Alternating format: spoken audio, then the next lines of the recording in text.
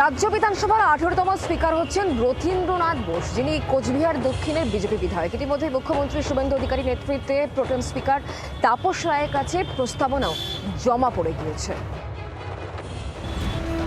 কোচবিহার দক্ষিণের বিজেপি বিধায়কের হাতেই যাচ্ছে 18তম বিধানসভা পরিচালনার ভার। বিজেপির পরিষদীয় দলের তরফে রথীন্দ্র বোসকে স্পিকার পদপ্রার্থী হিসেবে বেছে নেওয়া হয়েছে। শুভেন্দু অধিকারী এক্স হ্যান্ডেল পোস্টে রথীন্দ্র বোসের মনোনয়নের কথা লেখেন। রথীন্দ্র বোসও পাল্টা মুখ্যমন্ত্রীকে শ্রদ্ধা জানিয়ে সেই পোস্ট শেয়ারও করেন। আমাকে এখন ভারতীয় জনতা পার্টির স্পিকার ক্যান্ডিডেট নমিনেট করেছে আমরা রথীন বোসকে।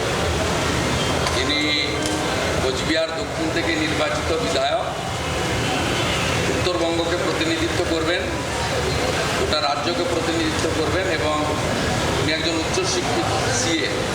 দল যে দায়িত্ব দিয়েছে সে দায়িত্ব 100% নিজেকে নিরর্থক পালন করার জন্য। আমরা গণতন্ত্রে বিশ্বাস করি, গণতান্ত্রিক প্রক্রিয়ার সমস্ত কাজ। শুক্রবার বিধানসভার অধ্যক্ষ নির্বাচন। শাসক দল বিজেপির বিধায়ক সংখ্যা 207, বিরোধী তৃণমূলের বিধায়ক সংখ্যা 80। এছাড়াও কংগ্রেস, বামফ্রন্ট, আইএসএফ ও আজুপের বিধায়ক সংখ্যা যথাক্রমে 2, 1, 1 এবং 2। স্বাভাবিকভাবেই বিনা প্রতিদ্বন্দ্বিতায় স্পিকার পদে রথীন্দ্র বোসের নির্বাচন নিশ্চিত বলেই ধরে নেওয়া হয়েছে। কোচবিহার দক্ষিণের বিজেপি বিধায়ক রথীন্দ্র পেশায় চার্টার্ড অ্যাকাউন্ট্যান্ট। তার হাত ধরেই উত্তরবঙ্গ এই প্রথম বিধানসভার স্পিকার পেতে চলেছে। 2021 সালের বিধানসভা নির্বাচনেও কোচবিহার দক্ষিণে জয় পেয়েছিল বিজেপি। প্রার্থী ছিলেন নিখিল রঞ্জন দে। এবার নিখিলকে সরিয়ে ওই আসনে রথীন্দ্র বোসকে দাঁড় করিয়েছিল বিজেপি।